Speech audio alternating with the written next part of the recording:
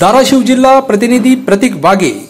आज पहाटेपासून महाराष्ट्राची कुलस्वामिनी आई तुळजाभवानी मातेच्या 9 दिवसीय मंचकी निद्रा संपन्न करून आज पहाटे 2 वाजेच्या सुमारास सर्व बोपे पुजारी यांनी नित्य नेमाने देवीची पूजा करून झाल्यानंतर देवीस भंडारा लावण्यात विधी केल्यानंतर देवी सिंहासनावर स्थापन करून अभिषेक पूजा करून घटस्थापनेस आजपासून सुरुवात होईल। या उपस्थितीत मंदिराचे धार्मिक व्यवस्थापक माया मॅडम तसेच मंदिराचे सहाय्यक व्यवस्थापक सिद्धेश्वर हिंतुळे व इतर मंदिर कर्मचारी उपस्थित होते।